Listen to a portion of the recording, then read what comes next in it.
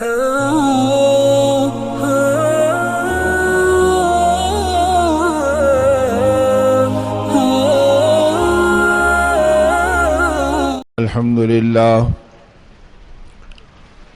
لله نحمده ونستعينه ونستغفره ونؤمن به ونتوكل عليه ونعوذ بالله من شرور أنفسنا ومن سيئات أعمالنا من يهده الله فلا مضل له ومن يضلله فلا هادي له نشهد أن لا إله إلا الله وحده لا شريك له ونشهد أن سيدنا وشفيعنا وحبيبنا ومولانا محمدا عبده ورسوله أرسله بالحق بشيرا ونذيرا بين يدي الساعة اللهم صل على سيدنا مولانا محمد وآله وأصحابه وبارك وسلم كما تحب ربنا وترضى عدد ما تحب ربنا وترضى قال النبي صلى الله عليه وسلم إنكم على بينة من ربكم ما لم تظهر فيكم سكرتان سكرة الجهل وسكرة حب الدنيا أنتم تأمرون بالمعروف وتنهون عن المنكر وتجاهدون في سبيل الله فإذا ظهر فيكم سكرة حب العيش فلا تأمرون بالمعروف ولا تنهون عن المنكر ولا تجاهدون في سبيل الله القائلون يومئذ بالكتاب والسنة كالسابقين الأولين من المهاجرين والأنصار أو كما قال عليه الصلاة والسلام. محترم بزرگوں اور عزیز بھائیوں اور دوستوں، حق تعالی شانہ محض اپنے لطف و کرم سے ہم سب کے جمع ہونے کو قبول فرمائے.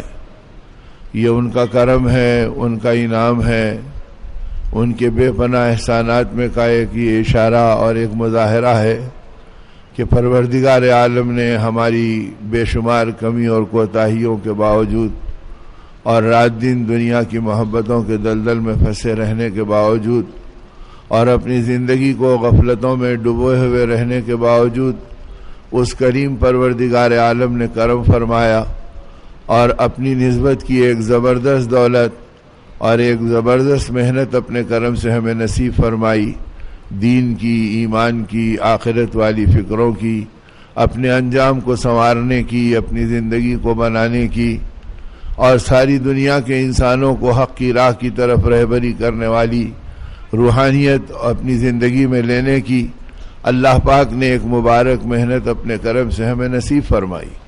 اور پھر اس مبارک محنت میں پروردگار عالم نے جو اپنے فضل اور اپنے کرم سے ہمیں جان و مال لگانے کے جذبے کی توفیق بھی عطا فرمائی.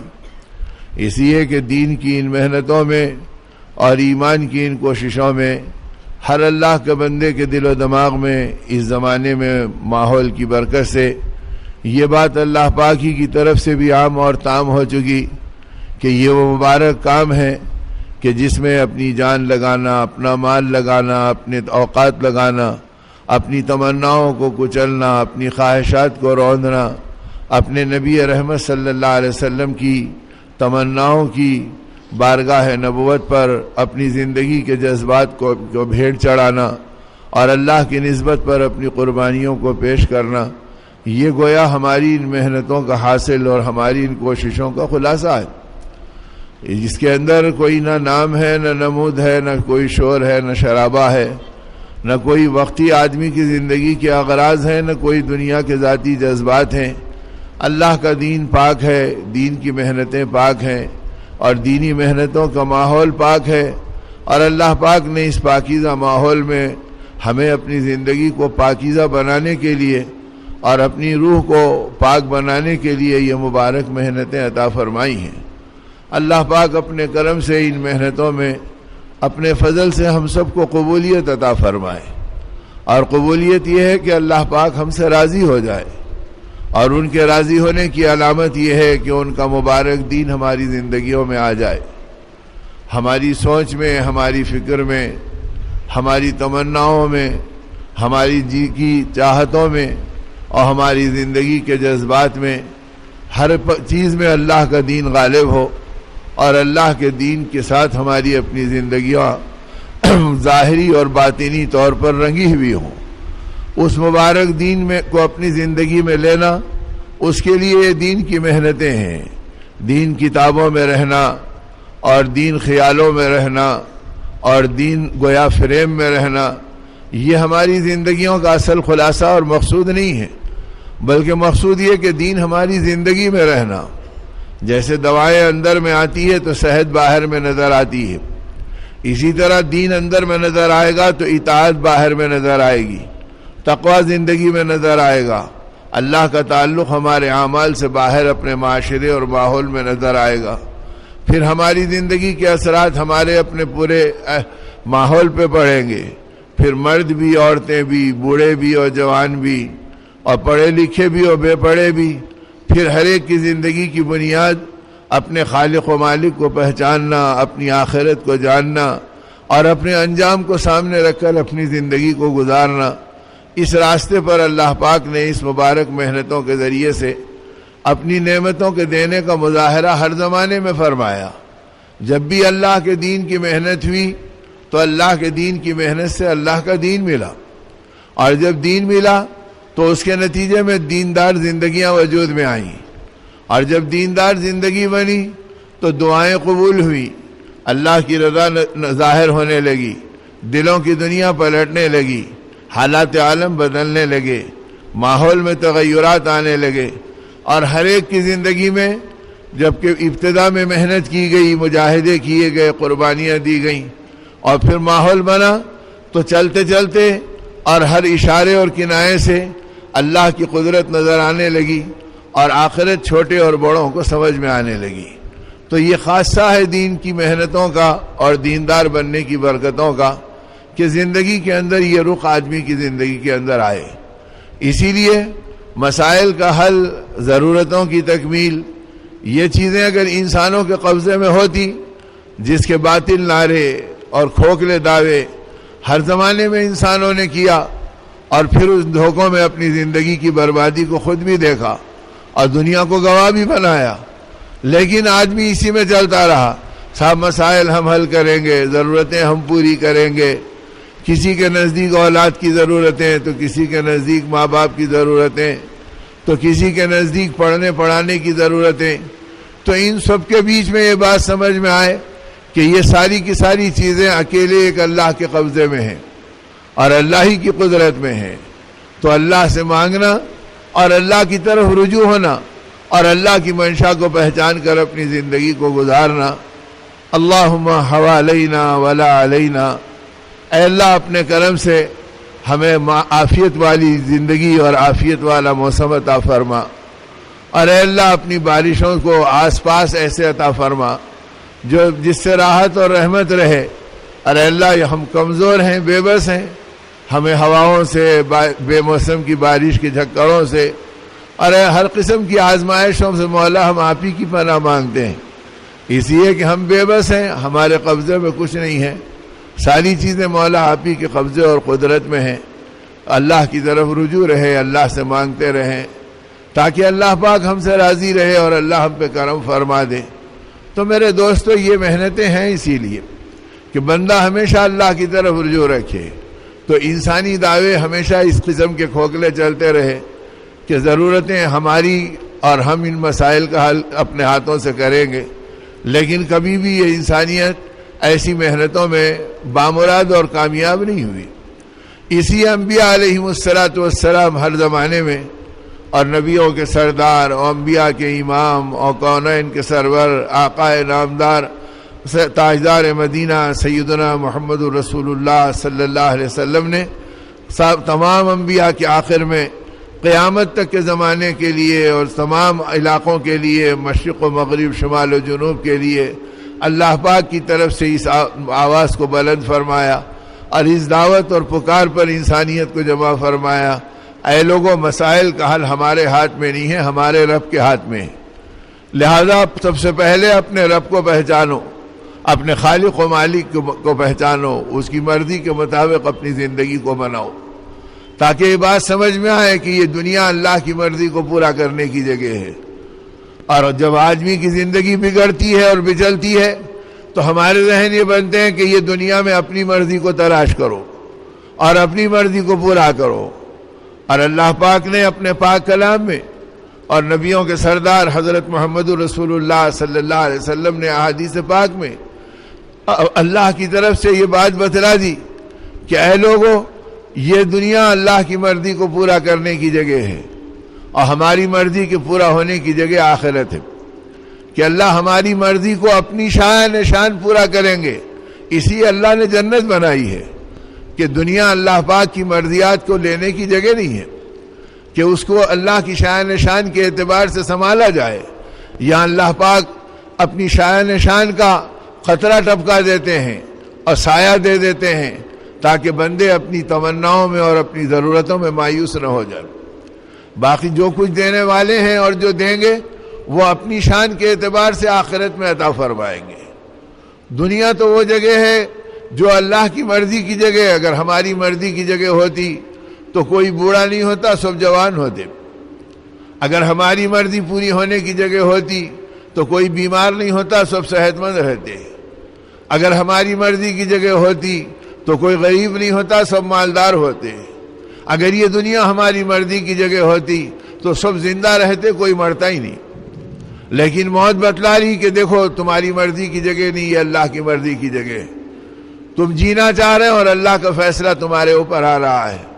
تم جھوپڑے میں ہیں تو وہاں سے رخصت ہو جاؤ گے، اور تم شاہی محلات میں ہیں تو لوہے کی سلاخوں کے اندر بھی موت سے تمہیں کوئی بچا نہیں سکتا۔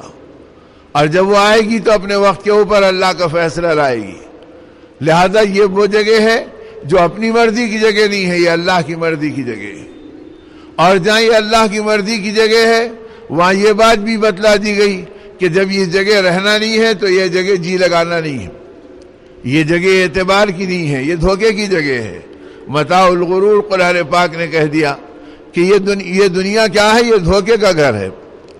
جب یہ دنیا دھوکے کا گھر ہے تو یہاں کی عزتیں بھی دھوکہ ہے، اور یہاں کی راحتیں بھی دھوکہ ہے، اور یہاں کا چین بھی دھوکہ ہے، یہاں کی ساری چیزیں دھوکہ ہے۔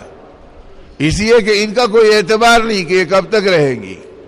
بڑی بڑی طاقتوں کے حامل، دنیا کے فاتح، اور یہ کہتے رہے کہ بھئی ساری دنیا کو ہم نے فتح کیا، لیکن موت نے ان کو شکست دے دیا، اور ایسی شکست دی کہ بابل میں بیمار پڑا تو تڑپ گیا سکندر اعظم، اور یہ کہا کہ کوئی ہے مالک جو مجھے گھر تک پہنچا دے تو میں آدھی دنیا اسے دینے کے لیے تیار ہوں۔ اور جب موت کا منظر نظر آنے لگا تو یہ وصیت کرنے پہ بے بس ہو گیا کہ میرے جنازے کو کھلے ہاتھوں لے جانا، تاکہ دنیا دیکھ لے کہ دنیا کا فتح کرنے والا آج خالی ہاتھ دنیا سے جا رہا ہے، تاکہ پتہ چل جائے کہ دنیا کا انجام کیا ہے۔ تو اللہ پاک نے بارہا اس سبق کو ہماری زندگی میں دہروایا، فاعتبروا یا اولی الابصار، اگر تمہیں عبرت ہے، تمہیں آنکھ ہیں تو تم بصیرت ہے تو اس سے عبرت حاصل کرو، اور ان حالات کے پلٹنے سے اپنی زندگی کے انجام اور اپنے پیدا کرنے والے خالق و مالک کی قدرت کو پہچانو کہ میرا کوئی رب ہے، وہ میرا مالک ہے، وہ میری ضرورتوں کو پوری کرتا ہے، اور میں اس کے قبضے میں جکڑا ہوا ہوں، اور میں بے بس ہوں۔ جیسے کوئی مرنے والا غسل دینے والے کے ہاتھ میں بے بس ہے، اس سے زیادہ پوری کائنات پروردگار عالم کے ہاتھ میں بے بس ہے۔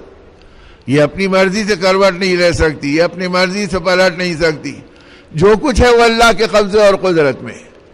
اسی انبیاء علیہ السلام کی محنتوں کی بنیاد یہ تھی کہ پہلے یہ انسان اپنے خالق و مالک کو پہچانے، اور جب تک یہ بندہ اپنے مالک کو نہیں پہچانتا یہ اپنی مرضی سے ہٹ کر اللہ کی مرضی پہ کرنے کے لائق بھی نہیں بنتا۔ اسی لیے پہلی وحی عمل کی جو آئی، اقرأ باسم ربک الذی خلق، یہ تو تعارف کی وحی تھی، اور نبی رحمت صلی اللہ علیہ وسلم کے نبوت کے ظہور کا اعلان تھا۔ اس کے بعد جو آپ پر بے کلی اور بے چینی اور آپ کی زندگی کے اندر ایک بے قراری آئی، یا اللہ میں کیا کروں گا اور میں کیسے کروں گا اور کس طرح میری زندگی میں اتنی بڑی امانت کا حق ادا ہوگا، پسینے میں ڈوب رہے ہیں، بے قراری میں تڑپ رہے ہیں، زملونی زملونی یا خدیجہ، آپ فرما رہے ہیں اے خدیجہ مجھے چادر اڑا دو، چادر اڑا دو۔ اور اس حالت کو دیکھ کے اماں جان آپ کو تسلی بھی دے رہی ہے، اے اللہ کے نبی آپ کو اللہ ضائع نہیں کرے گا، آپ غریبوں کے کام آتے ہیں، آپ مسافروں کو راستہ دکھاتے ہیں، آپ پریشان حالوں کی مدد کرتے ہیں، آپ بیواؤں کو راحت پہنچاتے ہیں، اللہ آپ کو ضائع نہیں کرے گا۔ تو گویا وہ اعمال اور وہ اوصاف بتلائے جس کے اندر آدمی اغراض سے پاک ہے اور اللہ کی مخلوق کے ساتھ اللہ کے لیے کچھ کر رہا ہے، اور اس حالت میں جس وقت آپ کو چادر اڑائی جا رہی ہے اور آپ پسینے میں شرابور ہے، اب عمل کی پہلی وحی آئی، یا ایھا المدثر قم فانذر وربک فکبر، اے چادر اوڑھ کے لیٹنے والے ہمارے حبیب صلی اللہ علیہ وسلم اٹھئے، نبوت لیٹنے کے لیے نہیں دی گئی، کھڑے ہو جائیے، قم فانذر، اور لوگوں کو ان کے انجام سے ڈرائیے اور ان کی زندگی کا نتیجہ ان کو دکھلائیے، اور اس کے لیے کیا کیجئے، وَرَبَّكَ فَكَبِّرْ، اپنے رب کی بڑائی بیان کیجئے۔ تو اس لیے دین کی محنتیں اور ایمان کے راستے کا پہلا قدم وہ ہے کہ جس میں اس بندے کو اپنے خالق کی بڑائی، ان کی کبریائی، ان کی ہیبت، ان کی عظمت، ان کی محبت، ان کی شفقت، ان کی جود و عطا اور ان کے لامحدود خزانے اور ان کی بے پناہ محبتیں، یہ ایک بندے کے دل و دماغ پہ طاری ہو کہ میں اپنے رب کا غلام اور بندہ ہوں، اور وہ رب ان خزانوں کا مالک ہے جو کسی اور کے قبضے میں نہیں ہے، اور جو ان کے قبضے میں ہے وہ بلا شرکت غیر تنہا ان کے اختیار میں ہے۔ اے اللہ میں آپ کا بندہ ہوں، میں آپ کی مرضی پہ چلوں گا، اب اپنی مرضی پہ نہیں چلوں گا۔ اپنی مرضی پہ چلنا اسے حیوانوں کا راستہ بتلایا، یہ انسانوں کا راستہ نہیں ہے۔ گلے کی ڈوری کھول دو اس بکری کے اور گائے کے اور بیل کے، اب یہ چلے اپنی مرضی کے اوپر، جدھر چارہ دکھا ادھر چر گئے، اور جدھر گلی دکھی ادھر مڑ گئے، اور جب برتن نظر آیا اس میں منہ مار دیے، انہیں کچھ پتہ نہیں کہ کس کا کھا رہے ہیں کیا کھا رہے ہیں۔ بلی کو دودھ دکھا تو لبک پڑی، اور مرغی کو دانہ دکھ گیا تو کود پڑی، اب ان کو کوئی پرواہ نہیں کہ ہم کس کا کھا رہے ہیں اور کیا کھا رہے ہیں، بس یہ تو اپنی مرضی پہ چل رہے ہیں کہ جدھر نظر آ گیا ادھر اپنے آپ کو چلا لو۔ اگر اس انسان کو حلال و حرام نہیں دکھ رہا، اپنا و پرائے کا نہیں دکھ رہا، اور ان چیزوں کے اندر کوئی اپنی رب کی مرضی نظر نہیں آ رہی، یہ اپنی مرضی پہ مارے پوری دنیا میں پھر رہا ہے، تو اس میں اور حیوان میں اللہ کی نگاہ میں کوئی فرق باقی نہیں رہتا۔ اسی لیے ہمارے حضرت مولانا محمد یوسف صاحب رحمۃ اللہ علیہ فرمایا کرتے تھے، ارے 5 سال کا بچہ اگر ہڈی کا ٹکڑا بتاتا ہے تو کتا بھی دم ہلاتے ہوئے قریب آ جاتا ہے، اور وہی بچہ اگر ہڈی کے ٹکڑے کی جگہ پتھر کا ٹکڑا اٹھا لے تو کتا بھی دم دبا کے بھاگ جاتا ہے۔ تو پیٹ بھرنے کی چیز کیا ہے اور پیٹ کو بچانے کی چیز کیا ہے تو وہ تو کتا بھی جانتا ہے۔ اگر تم انسان بن کر اور ایمان والے بن کر اور نبی رحمت صلی اللہ علیہ وسلم کے غلام اور امتی بن کر اگر تم نے زندگی کی ساری صلاحیتوں سے پیٹ اور پیٹ کو ہی پہچانا اور آگے کچھ نہیں پہچانا، تو ہم میں اور کتوں میں کوئی فرق باقی نہیں رہا۔ ہم نے اپنی زندگی کی حیثیت کو حیوانوں اور جانوروں کے راستے کے اوپر ڈال لیا۔ اس لیے میرے دوستوں اور میرے بزرگوں، یہ زندگی اپنی مرضی کی جگہ نہیں، مولا کی مرضی کی جگہ ہے کہ اللہ کی مرضی کی بنیاد پر چلو۔ شاہ دولہ رحمۃ اللہ علیہ اسی ملک کے بڑے اہل اللہ میں سے گزرے، اور ان کے زمانے میں گویا ایک سیلاب آیا، اور جو بند اور جو تالاب تھا وہ پھٹنے لگا۔ اب مخلوق خدا پریشان ہوئی کہ آبادی خطرے میں پڑ گئی، گاؤں ڈوب جائے گا، تدبیریں ہماری ساری بے بس ہو گئیں۔ اور جب آدمی مصیبت میں پریشان ہوتا تو اللہ اور اللہ والے یاد آتے ہیں، اور اسی کو اللہ پاک کہتے ہیں کہ راحتیں دیتے ہیں تو تم ہم سے غافل ہو جاتے ہو، اور سہولتیں ملتی ہیں تو اس کے اندر تم ڈوب جاتے ہو اور باغی بن جاتے ہو، اور جب مشقتوں میں پکڑتے ہیں تو ہمارے علاوہ تم کو کوئی نظر نہیں آتا، اور اب کہتے ہیں کہ اللہ کے علاوہ کوئی اور نہیں بچا سکتا۔ تو یہ مزاج تو منافقین و مشرکین کا بھی تھا کہ بے بس ہوتے تو اللہ ہی کو پکارتے، اور مومن وہ ہے جو ہر حال میں اللہ کی طرف چلے۔ لِكَيْ لَا تَأْسَوْا عَلَىٰ مَا فَاتَكُمْ وَلَا تَفْرَحُوا بِمَا آتَاكُمْ، جب انہیں ملتا تو اتراتے نہیں اور چھنتا تو گھبراتے نہیں، ہر حالت کے اندر اپنے رب کی منشا اور رب کی مرضی کے مطابق اور تابعدار بن کر اپنی زندگی کو گزارتے ہیں۔ اب جب مصیبت آئی اور دیکھے کہ ساری آبادی ڈوبنے کو ہے تو سوچا کہ کیا کریں، ارے تدبیروں سے کچھ نہیں ہوتا، دعا والے کو پکڑو، اللہ والے کے پاس چلو۔ تو شاہ دولہ رحمۃ اللہ علیہ کی خدمت میں چلے آئے۔ اب آ کر جب گاؤں کا گاؤں جمع ہو گیا، آبادی کی آبادی آ گئی، تو کہا کیا بات ہے، کدھر آ گئے، کیسے آ گئے؟ کہا حضرت بڑی مصیبت میں ہے اور زندگی خطرے میں پڑی ہے۔ کہا کیا ہو گیا؟ کہا کہ اس وقت سیلاب ایسا آ رہا ہے کہ کسی لمحے میں بھی بند ٹوٹ سکتا ہے، اور یہ تالاب کا اگر پیٹھا پھٹے گا تو پورا گاؤں کا گاؤں اور آبادی کی آبادی ڈوب جائے گی، اور اس کے اندر گویا ہماری زندگی باقی نہیں رہے گی۔ اب کوئی تدبیر کر رہے ہیں تو کوئی قابو میں نہیں ہے، اللہ کے لیے دعا فرما دیجئے۔ فرمانے لگے اچھا اتنی بڑی پریشانی آ گئی اور ایسی بات ہے، چلو چلو ہم بھی چلیں گے تمہارے ساتھ۔ کہاں ہے وہ تالاب؟ اب یہ مخلوق خدا کو اور راحت ملی، ارے اللہ والا دعا ہی نہیں بلکہ چلنے کو بھی تیار ہے، چلو ان کے برکت والے ہاتھوں سے کچھ مٹی دلا دیں گے، کچھ وہاں پر کسی پتھر پہ دم کرا دیں گے تاکہ پھٹنے والے جھرے اور آنے والا پجرنے والا پانی رک جائے۔ اب وہاں چلے اور دیکھا کہ پانی گویا اس کے اندر سے رس رہا ہے اور گویا وہ دھارے پھیلنے کو ہے۔ تو اب وہاں پہنچ کے فرمایا اچھا یہ حال ہے، فرمایا بتاؤ کدال کہاں ہے، پھاوڑا کہاں ہے؟ لوگوں نے لا کے دیا کہ حضرت یہ ہے۔ اب وہ لے کے اس کے اوپر چلانے لگے تو وہ سوراخ اور بڑھنے لگا اور وہ پیٹھا اور خطرے میں بڑھ گیا، اور جب شگاف پھیل گیا تو پانی اور زور سے آنے لگا۔ اب مخلوق خدا رو پڑی، کوئی ہاتھ پکڑ لیا، کوئی پیروں پہ گر پڑا۔ کہا حضرت کیا کر رہے ہیں؟ اگر آپ ایسے کریں گے تو کل کی جگہ آج اور تھوڑی دیر کی جگہ ابھی ہم ڈوب جائیں گے اور یہ سیلاب آ جائے گا اور رہا بند ٹوٹ جائے گا، یہ کیا کر رہے ہیں؟ شاہ دولا رحمۃ اللہ نے فرمایا سنو سنو، جدھر مولا ادھر شاہ دولا۔ اگر مولا کی مرضی سیلاب لانے کی ہے تو شاہ دولا کی مرضی سیلاب آنے کی ہے۔ ہم مولا کے پارٹی کے ہیں، تمہاری پارٹی کے نہیں ہیں کہ مولا کی مرضی جو ہے اس کے خلاف ہم جائیں، یہ ہمارے بس کی بات نہیں ہے۔ جو مولا کی مرضی ہے وہ ہماری مرضی ہے۔ اگر مولا کی مرضی سیلاب کی ہے تو ہماری مرضی بھی سیلاب کے آنے کی ہے۔ اب یہ اور گھبرا گئے کہ معاملہ تو الٹا ہو گیا۔ اب جو گھبرا گئے تو جو پہلے ہی دل نرم، موت آنکھوں میں گھوم رہی ہے، اب اس حالت میں جب آبادی رونے لگی تو فرمانے لگے دیکھو ایک راستہ کھلا ہے، اگر تم کہو تو میں تدبیر بتاؤں۔ کہا حضرت فرمائیں؟ کہا وہ یہ ہے کہ اپنی مرضی کو قربان کرو اور مولا کی مرضی کو اپنی مرضی بنا لو۔ اگر تم مولا کی مرضی کو اپنی مرضی بنا لیں گے تو مولا تمہاری مرضی کو اپنی مرضی کے طور پہ قبول کر لے گا، لہذا توبہ کرو، اپنے گناہوں پہ تڑپو، نادم ہو، اور آگے کے لیے عہد کرو کہ اب ہماری زندگی بغاوت و نافرمانیوں میں نہیں گزرے گی۔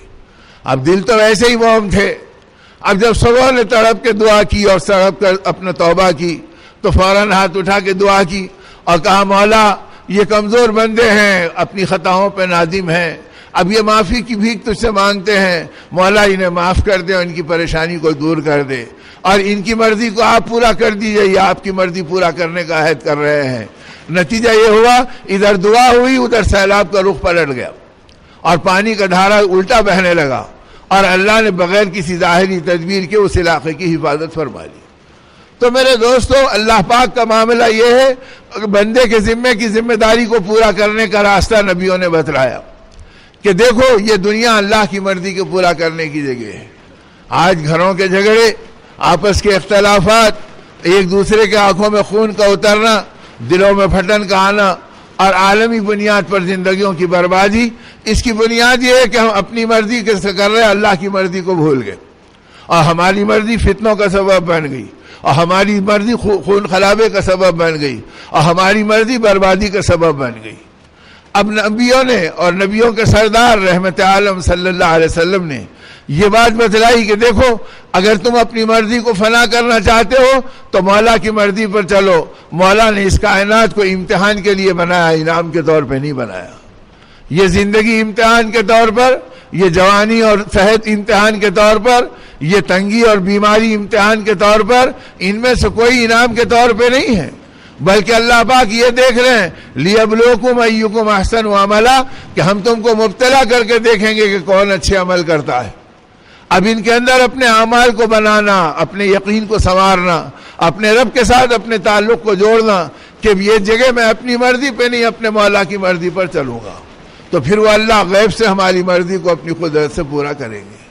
تو اس لیے میرے بھائیوں اور میرے بزرگوں، یہ دنیا کے بارے میں بتلایا گیا کہ جس پروردگار عالم نے اس کو بنایا، اس پروردگار عالم نے اس کی حیثیت کو اتنا بے قیمت بنایا ہے کہ ساری دنیا، زمین و آسمان، چاند و سورج، ستارے اور سیارے، خزانے اور دولتیں، ہیرے اور جواہرات، بادشاہوں کی دولتیں اور دنیا کی لذتوں کے انبار، یہ ساری کی ساری چیزیں ایک مچھر کے پر کے برابر بھی حیثیت نہیں رکھتی۔ یہ اتنی بے قیمت دنیا ہے۔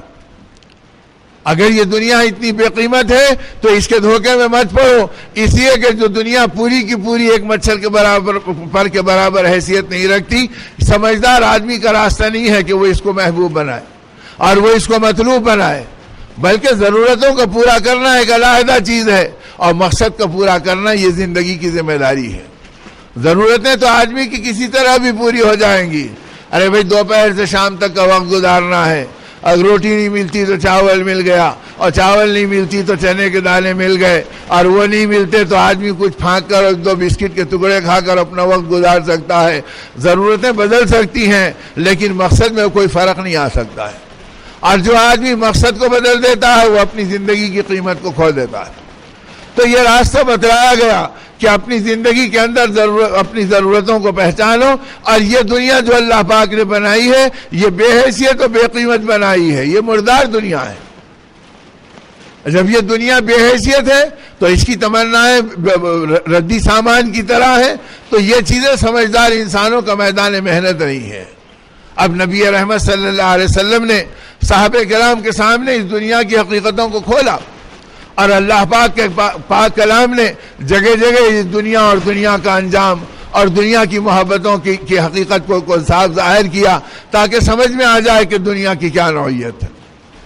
کہ ساری دنیا کے بارے میں رحمت عالم صلی اللہ علیہ وسلم کے ارشاد پاک کا خلاصہ یہ ہے کہ کل قیامت کا میدان ہوگا اور اللہ پاک اس پوری دنیا کو ایسے سجائیں گے جیسے کوئی دلہن کو سجاتا ہے، اور ایسے سجائیں گے کہ اس کے اندر کی تمام زیب و زینت کی چیزوں سے اسے سجایا جائے گا، خالی اس کے کو رنگ برنگا نہیں بنایا جائے گا، اس کے سونے سے، اس کے چاندی سے، اس کے ہیروں سے، اس کے جواہرات سے، اس کی جاذبیت والی زرق برق سے اور اس کے اندر کی تمام تمطراق سے اس کو سجا کر دلہن بنا کر اللہ کی پاک بارگاہ میں پیش کیا جائے گا، اور پھر اللہ کی پاک بارگاہ میں اس کی طرف سے درخواست کی جائے گی اور اس کو گویائی کی قوت دی جائے گی، اور یہ دنیا کہے گی کہ اے اللہ اتنے سجنے کے باوجود، اتنا بنٹھن جانے کے باوجود میں آپ کے سامنے قسم کھا کے یہ کہتی ہوں میں کسی ادنا جنتی کے جنت کے برابر نہیں ہوں، البتہ کسی جنت کے کونے میں مجھے بھی داخل کر دیجئے۔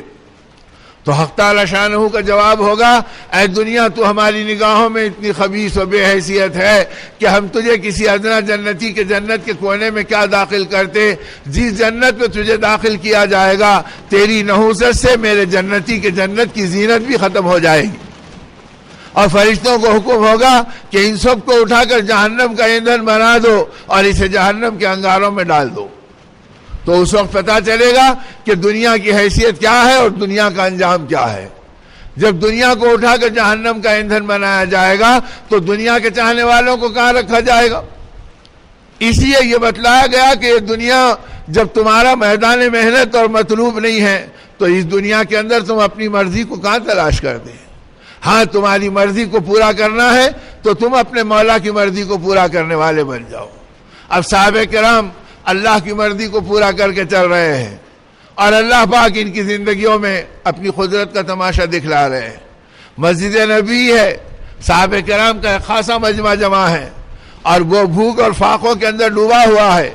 کئی دن سے ان کے گھروں میں چولہے نہیں جلے ہیں اور ان کے گھر سے دھواں نہیں نکلا ہے۔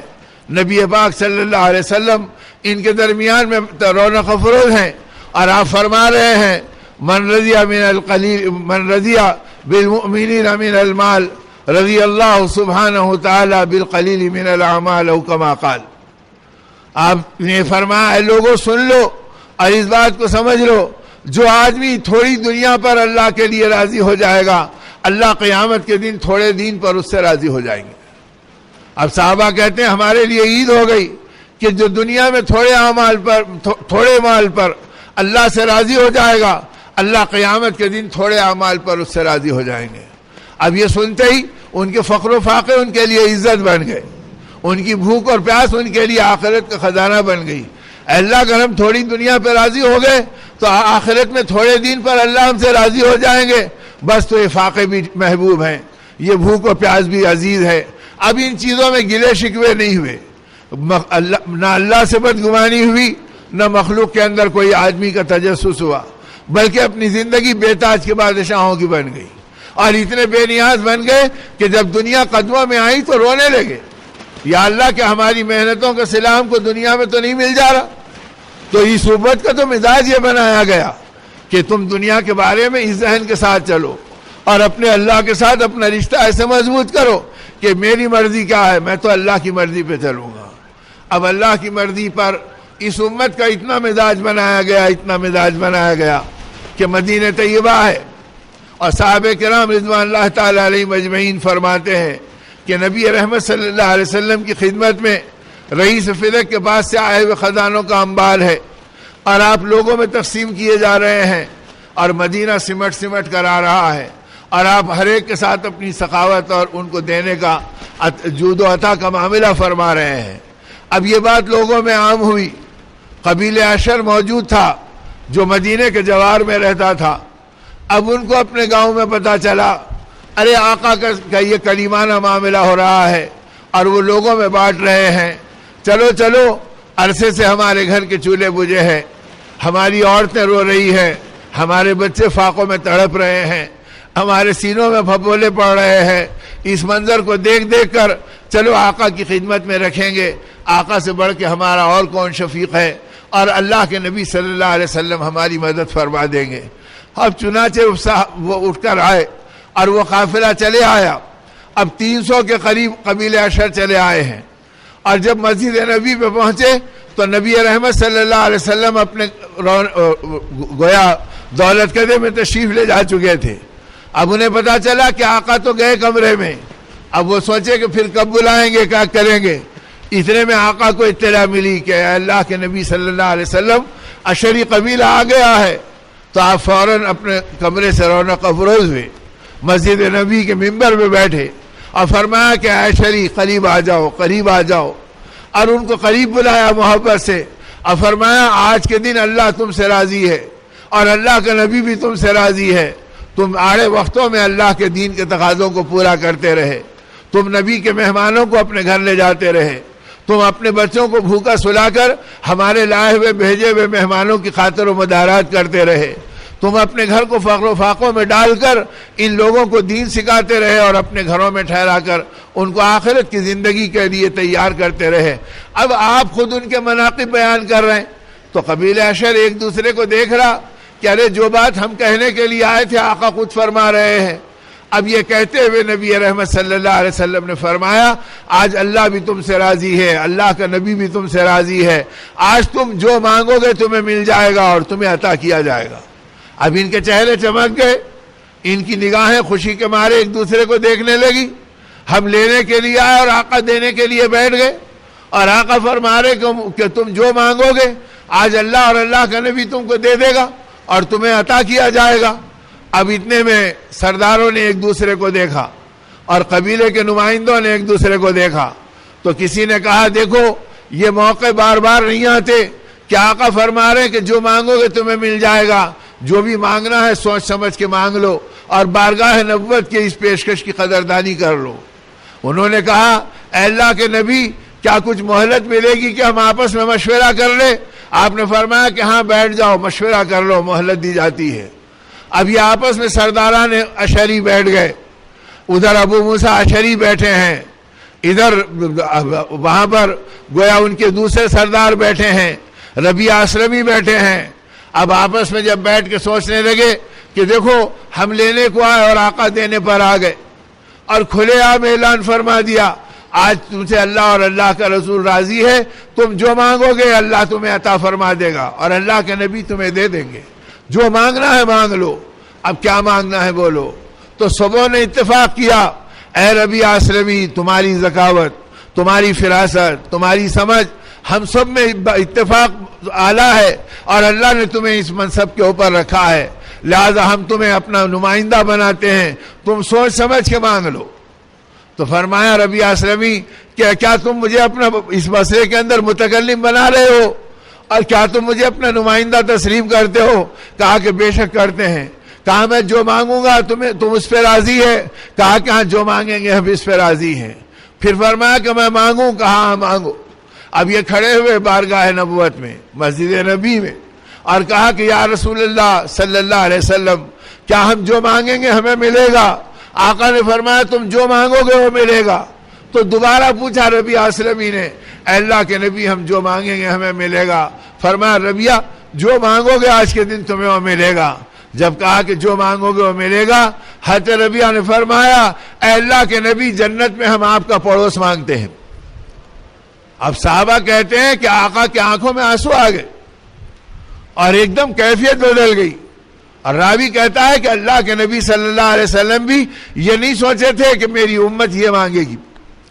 آپ نے فرمایا ربیعہ کیا مانگ رہے ہو؟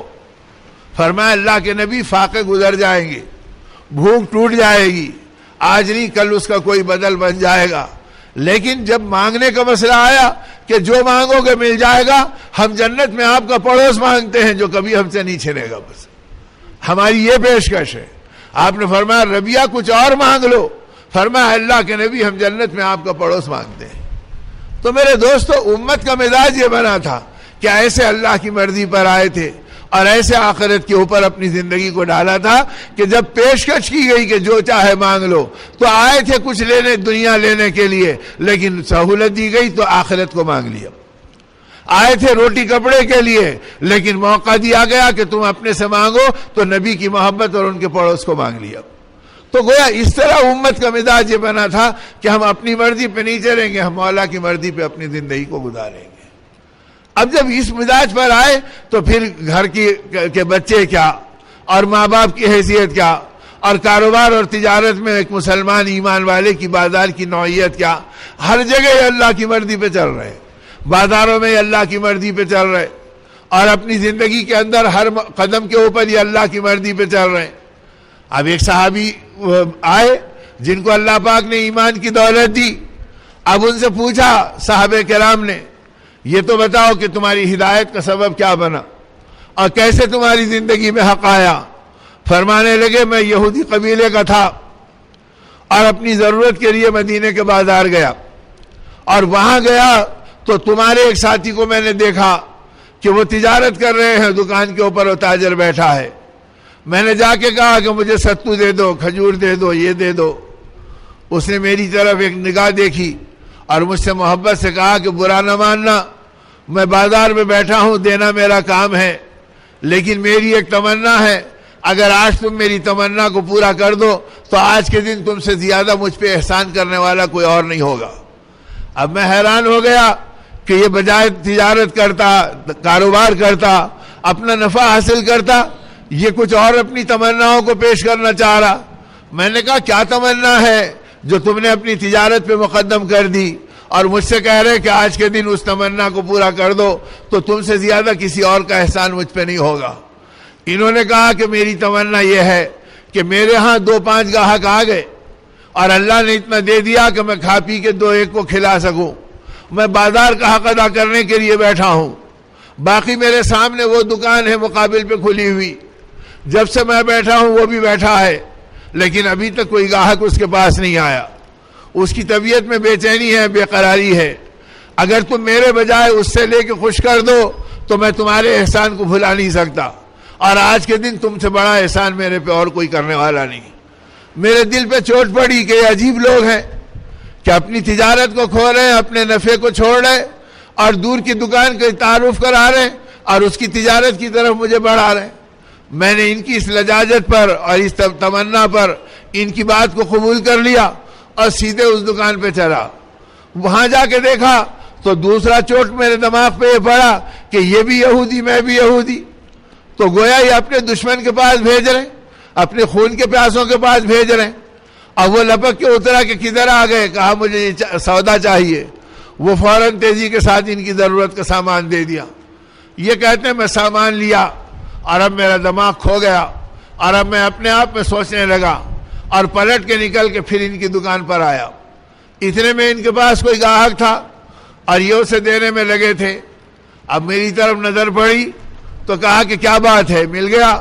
میں نے کہا کہ ہاں مل گیا. تو کہا کہ بچے انتظار کر رہے اور بیوی منتظر ہوگی, جاؤ اپنے گھر کو, اب یہ وقت بازار میں خامخواہ کے ٹھہرنے کا نہیں ہے, پھر آ کے کیوں ٹھہرے ہو؟ تو میرے آنکھوں میں آنسو آئے اور میں نے کہا کہ تم یہ نہیں پوچھتے کہ میں تمہارے پاس دوبارہ کیوں آیا؟ تمہارے کہنے پہ سامان تو اس سے خرید لیا, اب ایمان تم سے خریدنے کے لیے آیا ہوں. اب مجھے تمہارے اللہ بھی سمجھ میں آ گئے اور اللہ کا تعارف کرانے والے نبی بھی سمجھ میں آ گئے کہ ہاں بے شک تم مال کو نہیں دیکھتے, تم اپنے اللہ کے خزانوں کو دیکھتے ہیں, اس لیے تم نفع کو قربان کرتے ہیں کہ نفع تو اللہ دیں گے اور اپنے خزانوں سے دیں گے. اور ایسے اللہ کا پتہ جس شفیق نبی نے بتایا, وہ نبی کی شفقت اور ان کی رسالت سمجھ میں آ گئی, مجھے بھی وہ نبی کی غلامی میں لے لو. تو یہ دیکھ کر میں کلمہ پڑھا اور یہ دیکھ کر میں ایمان کے دائرے میں داخل ہوا. تو میرے دوستو, بازاروں میں بھی یہ امت اپنی مرضی پہ نہیں چلی, بلکہ یہ امت بازاروں کے اندر بھی اللہ کی مرضی پہ چلی اور نبی کے طریقے اور نبی کی لائی ہوئی فکروں پر اپنی زندگی کو گزارا. لیکن یہ اس وقت ہوا جب کہ اندر سے ایمان بن چکا تھا اور یقین کی دولت سینوں میں بھری ہوئی تھی کہ اللہ سے ہوتا, اللہ کے غیر سے نہیں ہوتا. اب تو معاشرے میں یقین لٹ گیا, اس لیے اعمال بے جان ہو گئے. وہ اعمال جس کے پیچھے ایمان جتنا مضبوط ہوگا, اعمال اتنے وزنی ہو گئے. اب صحابہ کرام میں ایسے واقعات کہاں ملیں گے کہ وہ 1.25 لاکھ کا وظیفہ پڑھ رہا ہے اور وہ اتنی دیر بیٹھے ہوئے ہیں, انہوں نے ادھر ہاتھ اٹھا کے مانگا اور ادھر لمحوں کے اندر ہو گیا. اس لیے کہ اس کے پیچھے پہاڑوں جیسا ایمان تھا اور اس کے پیچھے سمندروں جیسا یقین تھا کہ ہم اس اللہ سے مانگ رہے ہیں جس کے قبضے میں سب کچھ ہے, اور اس سے مانگ رہے ہیں جس سے ہمارا تعلق سب سے زیادہ ہے. اب اللہ کے ساتھ اپنے تعلق کو قائم کیا تھا اور وہ تعلق کو قدم قدم پہ بڑھایا تھا, اپنی تمناؤں کو قربان کر کر, اپنی مرضی کو چھوڑ کر اور اپنے گھرانے کے تقاضوں کو توڑ کر کہ بھئی اللہ کی منشا کیا ہے اور نبی رحمت صلی اللہ علیہ وسلم کا مطالبہ کیا ہے. اب ساری زندگی ان بنیادوں پہ چل رہی ہے. اب نتیجہ یہ تھا کہ گورنر بنائے گئے تو اللہ کی مرضی کو پورا کیا, اور اگر فقیر بنائے گئے تو اللہ کی مرضی کو پورا کیا.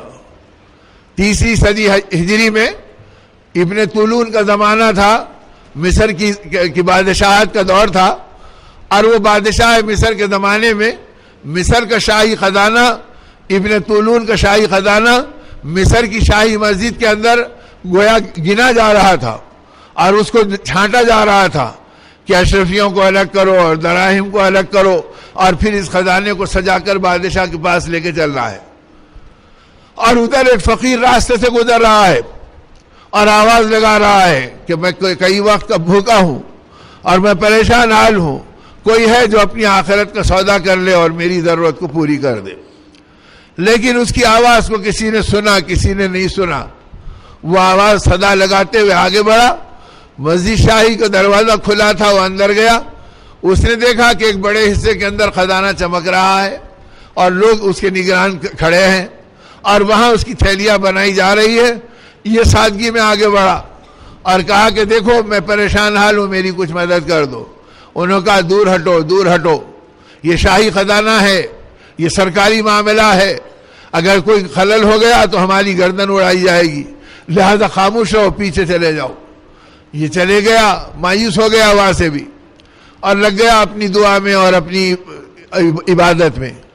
ان کا شاہی خزانہ جمایا جا رہا تھا, وہ جمتے جمتے آخری مرحلے پر آ گیا اور انہوں نے اسے پورا کیا, اور وہاں سے ان کی پوری سواریاں اس خزانوں کو بھر کر لے چلی. اب شاہی محل کے اوپر خزانوں کے ساتھ وہ پہنچے. جب قریب پہنچے بادشاہ کے تو آپس میں کسی نے کہا ایک مرتبہ اپنے چیزوں کو دوبارہ دیکھ لو تاکہ جیسے ہم نے سوچا اور بنایا ویسی بادشاہ کے سامنے پیش کریں. اگر اونچ نیچ ہو جائے تو کہیں بادشاہ کو ہمارے اوپر شبہ نہ ہو جائے اور یہ چیز ہماری ہلاکت کا سبب نہ بن جائے. اب یہ خیال آیا تو انہوں نے پھر دیکھنا شروع کیا, تو ایک دم وہ سر پکڑ کے بیٹھ گئے, یا اللہ کیا ہو گیا کہ اس میں 500 اشرفیوں کی ایک تھیلی غائب ہے. اب 500 اشرفیوں کی ایک تھیلی کم ہے. اب ادھر دیکھا ادھر دیکھا تو وہ جو شاہی راستہ جس میں کوئی اور نہیں آتا, اس کے اوپر اپنے آدمیوں کو دوڑایا, وہاں بھی کوئی نہیں ملا. مسجد تک پہنچ گئے مسجد تک پہنچے تو مسجد کا وہ سارا حصہ سناٹے میں تھا. وہاں کنارے پر سیڑھیوں کے قریب میں ایک کونے میں وہ فقیر بیٹھا دعا کر رہا تھا. وہ ابھی اپنی نماز ختم کیا تھا. انہوں نے اس سائل کو دیکھا کہ ارے یہ ابھی تک یہاں موجود نظر آ رہا. اس کے قریب گئے. جب اس کی دعا ختم ہوئی تو اس سے فوراً پوچھا یہ تو بتلا کہ کیا ایسے ہماری ایک تھیلی تھی اور وہ گر گئی, تجھے نظر آئی اور تو نے اسے دیکھا ہے. اس نے بیٹھے بیٹھے بے نیازی سے پوچھا یہ بتاؤ تھیلی کا رنگ کیسا تھا اور اس میں کیا تھا اور اس کی تعداد کیا تھی. جب انہوں نے تعداد بھی بتا دی, رنگ بھی بتا دیا, تو اسے اطمینان ہو گیا کہ انہی کی ہے. اپنی جگہ بیٹھے بیٹھے بے نیازی سے کہا مسجد کے اس کونے میں دیکھ لو جہاں تم گن رہے تھے, اور جانماز کے نیچے کنارے کے اوپر تم کو تمہاری امانت مل جائے گی. اب یہ دوڑے ہوئے گئے اور وہاں پلٹ کے دیکھا تو کپڑے کے نیچے وہ تھیلی ملی. اسے کھول کے گنا تو 500 اشرفیاں برابر سرابر نظر آئی. یہ کہنے لگے اللہ تیرا شکر ہے ہماری گردن بچ گئی, ورنہ ہماری جان خطرے میں پڑ جاتی. اب اس خوشی کے مارے وہ آئے اور اپنے جیب سے 50 اشرفیاں نکالی اور کہا یہ لے لے انعام.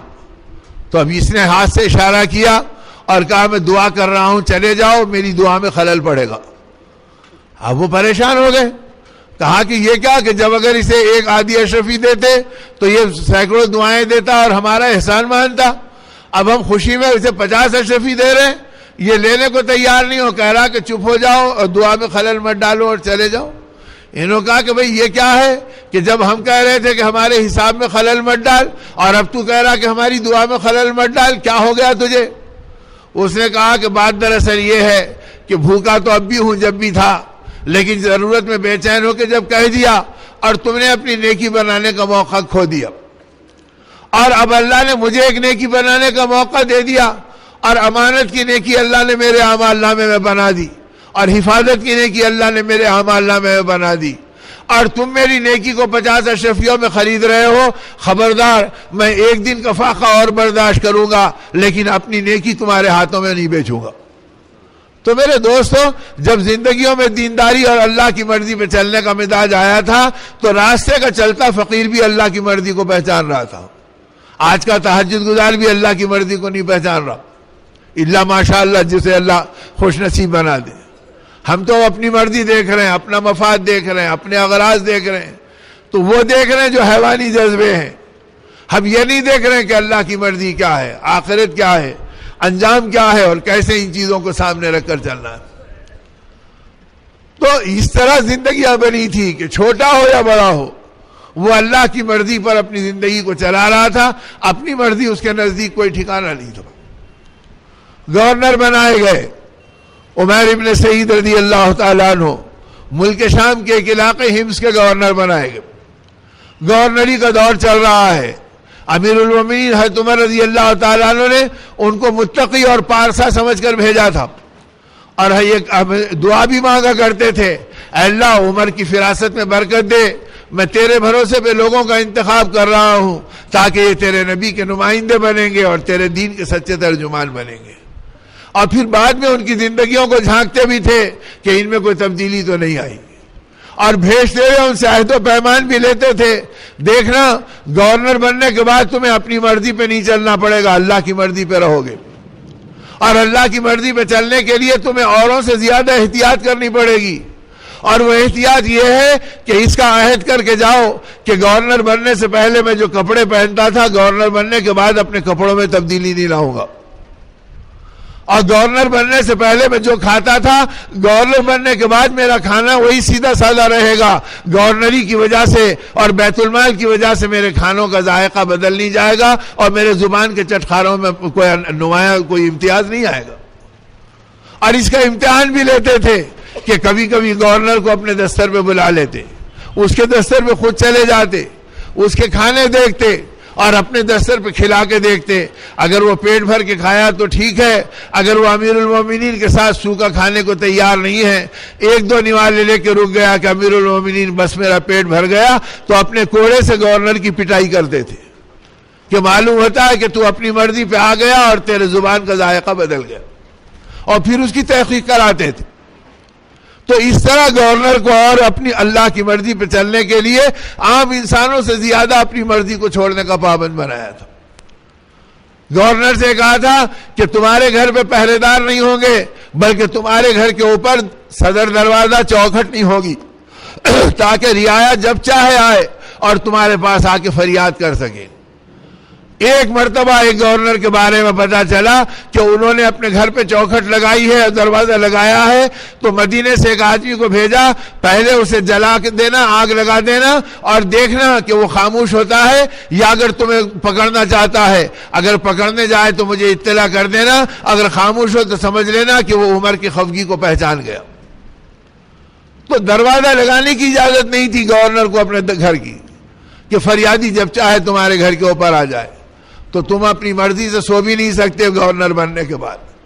تم کو تو اپنی زندگی اللہ کی منشا کے مطابق اوروں سے زیادہ پاک باز اور احتیاط کی گزارنی پڑے گی. اب عمیر ابن سعید رضی اللہ عنہ کے بارے میں ایک عرصے کے بعد کسی نے جھوٹی شکایت کر دی.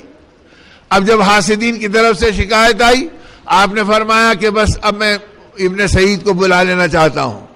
آپ نے یہاں سے قاصد کو بھیجا اور کہا کہ ہم فلاں کو گورنر بنا رہے ہیں اور تم مدینے کو واپس آ جاؤ. اب ابن سعید کو اطلاع ملی, انہوں نے فوراً گورنری ان کے حوالے کی.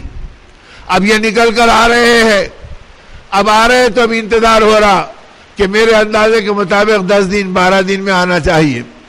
وہ وقت گزر گیا تو شاید آج کل میں آ جائے گا, وہ وقت گزر گیا تو اس ہفتے میں آ جائے گا. اب وقت بڑھتے چلے جا رہا اور 10 کے 20 دن ہو گئے اور 20 کے 30 دن ہو گئے. حضرت عمر رضی اللہ تعالیٰ عنہ کو گمان ہوا کہ کہیں ابن سعید نے بغاوت تو نہیں کر دی اور میرے حکم کے خلاف تو کچھ نہیں کر دیا. اب یہ بار بار سوچ رہے ہیں اور اپنی جگہ انتظار کر رہے ہیں. 1.5 مہینے کا عرصہ گزرا اور اس کے بعد گورنر حمص چلے آئے اور مدینے میں داخل ہونے کی اطلاع ملی تو گلی گلی سے چرچے ہوئے کہ ابن سعید آ گئے, ابن سعید آ گئے. امیر المومنین حضرت عمر رضی اللہ عنہ کو پتا چلا, آپ نے فرمایا بلاؤ بلاؤ, میں انہی کے انتظار میں ہوں. تو اب سیدھے پہنچے. اب جب پہنچے تو فوراً آپ نے فرمایا اے ابن سعید کیا بات ہے کہ تمہارے آنے میں اتنی تاخیر کیوں ہوئی؟ اے اللہ اپنے کرم سے ہماری مدد فرما, مولا اپنے کرم سے ہمیں عافیت نصیب فرما, مولا ہم آپ کی رضا کے لیے پڑھے ہیں اور اپنی زندگی کی ندامتوں کو پیش کر رہے ہیں. مولا ہم گندے بندے ہیں, مولا مہینوں تیرے بندوں نے یہاں پر اپنے آپ کو تڑپایا ہے اور اللہ یہاں اپنے آپ کو گھلایا ہے, اور اس لیے کہ آپ کو راضی کریں گے اور آپ کی بارگاہ میں آپ کے دین کی فکروں میں اپنے آپ کو لگائیں گے. مولا ہم منحوسوں کو قبول کر لینا اور ہماری نحوستوں کو دھو دینا اور امت کا بیڑا پار فرما دینا. مولا ہر آزمائش سے ہم کو بچا لیجو. اے اللہ تیرے بندے بڑھاپے میں, جوانی میں, بیماریوں میں اور کمزوریوں میں اے اللہ رات و دن یہاں پر پڑے رہے اور فقیروں کی طرح تیری دی ہوئی زندگی کو تیری بارگاہ میں پیش کرتے رہے. مولا آپ ہی نے یہ مناظر دکھلایا اور آپ ہی نے یہ موقع دیا ہے. اے مالک بہت بے ظرف ہے اور بے بس ہے, تیری حکمتیں تیرے قبضے میں ہے اور تیرے اختیار میں ہے. مولا ہم کچھ نہیں جانتے, اے اللہ ہم کمزوروں کی مدد فرما, ہم بے ظرفوں کو امتحان میں مبتلا مت فرما. مولا ہماری بہتری تربیت فرما اور اپنی غیبی مدد شامل حال فرما. اے اللہ ہم پہ کرم کا معاملہ فرما. حضرت ابن سعید فرماتے ہیں کہ جب آپ پیش ہوئے حضرت عمر رضی اللہ تعالیٰ عنہ کی خلافت کے دربار میں تو حضرت عمر رضی اللہ عنہ فرمایا ابن سعید کیا ہو گیا تمہیں؟ میں کئی ہفتوں سے تمہارا انتظار کر رہا ہوں, آنے میں اتنی تاخیر کیوں ہو گئی؟ فرمایا امیر المومنین خفا مت ہونا, سن لیجئے پہلے میری فریاد کو اور بات کو میری سن لیجئے. گورنر بننے سے پہلے میرے پاس کوئی سواری نہیں تھی اور گورنر بننے کے بعد میں نے بیت المال سے کوئی سواری نہیں لی کہ اللہ کے پاس اس کا حساب کہاں سے دوں گا. جب آپ کا حکم آیا تو میں گورنری منتقل کیا اور حمص سے پیدل چلا آ رہا ہوں اور پیدل آنے میں 1.5 مہینے کا عرصہ گزر گیا, اسی آپ کی خدمت میں آنے میں تاخیر ہوئی. حضرت عمر رو پڑے اور فرمایا کہ ہمارا گورنر پیدل آتا ہے اور اس کے یہاں کوئی سواری بھی نہیں ہوتی. اللہ تمہیں جزائے خیر دے, تم سے یہی امید تھی. فرمایا کہ ابن سعید کیا حال ہے رعایا کا؟ فرمایا کہ ان کو ایمان کی حالت پہ چھوڑا ہوں اور اللہ کی ذات سے امیدوار ہوں کہ اللہ ان سے راضی ہے۔ فرمایا اچھا یہ بتاؤ کہ جب تم چلنے لگے تو انہوں نے کچھ ہدایے تمہیں دیے نہیں دیے؟ فرمایا امیر المومنین سب بیت المال کے حوالے ہے، میرے ساتھ کوئی ایک حبّ سیاہ بھی نہیں ہے۔ فرمایا پھر اتنی مدت تم رہے اور لمبی مدت گزار کے آ رہے ہو، پھر تمہارا اثاثہ کیا ہے؟ فرمایا امیر المومنین بس یہ جھولا ہے اور اس کے علاوہ کچھ اور نہیں ہے۔ فرمایا اس جھولے میں کیا ہے؟ فرمایا امیر المومنین اس میں میری دنیا بھی ہے، اس میں میری آخرت بھی ہے۔ حضرت عمر فرمانے لگے اے ابن سعید ہم بھی تو دیکھیں کہ تمہاری دنیا اور تمہاری آخرت کیسی ہے اور کتنی ہے۔ تو لے کر حضرت عمر رضی اللہ عنہ نے اپنے ہاتھ سے جھولا کھولا تو اس میں لکڑی کا ایک پیالہ نکلا اور کچھ بھی نہیں نکلا۔ تو آپ نے فرمایا اللہ تمہارے حال پہ رحم کرے، اس میں تو ایک کٹورا ہے، ایک لکڑی کا پیالہ ہے، اسے تم اپنی دنیا اور اپنی آخرت کہہ رہے ہیں۔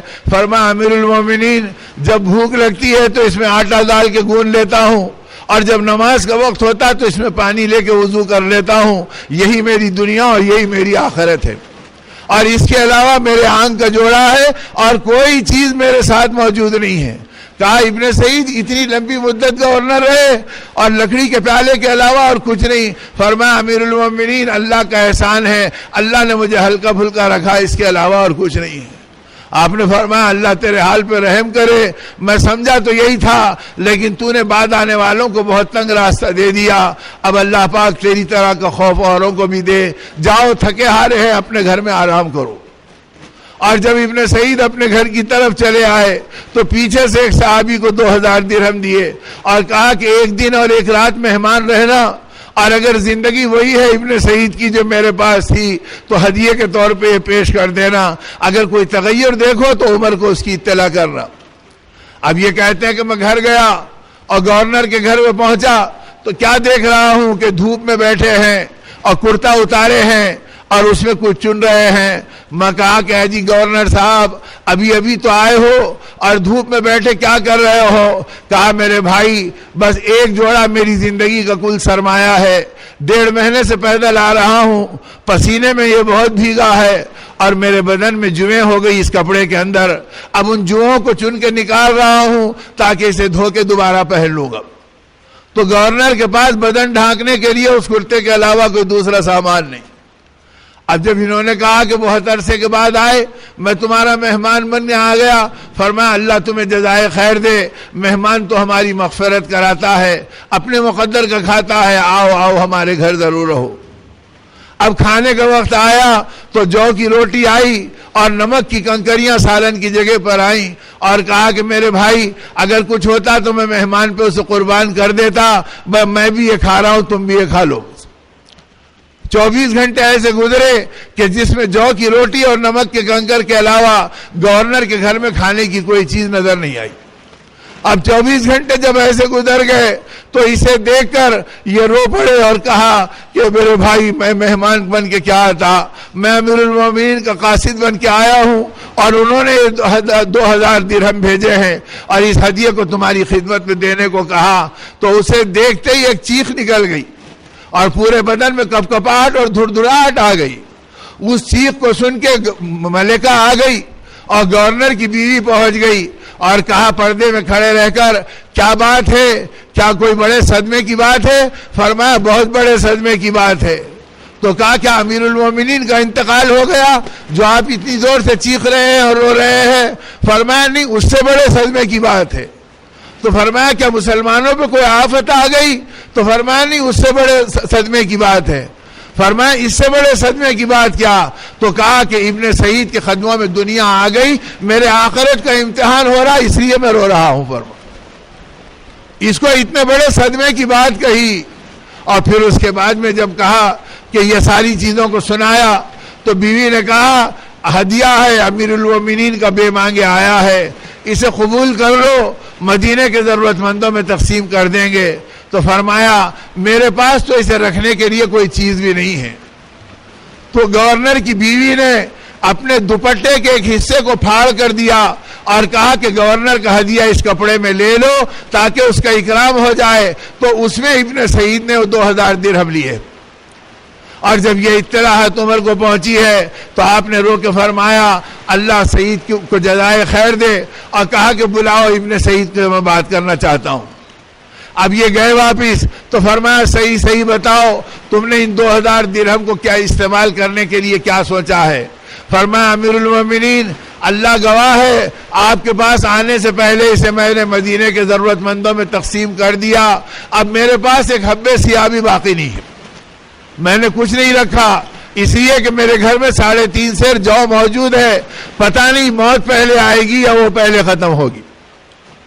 اب جب آپ نے کہا دوبارہ جا کے گورنری کو قبول کر لو تو رو کے فرمایا اللہ کے لیے مجھے میرے حال پر چھوڑ دو، اور جب دوبارہ آ کے آرام کرے تو دوسرے تیسرے دن پتا چلا کہ ابن سعید بیمار پڑ گئے۔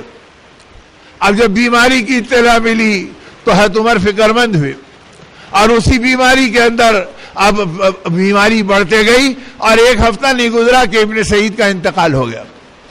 اور جب آپ کا جنازہ آیا تو حضرت عمر رضی اللہ عنہ کی ہچکیاں لگ گئیں، اور رو کے فرمایا میری تمنا یہ کہ ان جیسے مٹھی بھر انسان میرے قبضے میں ہمیشہ رہیں، اور میں علاقوں کی گورنری کے لیے ان کو مامور کیا کروں۔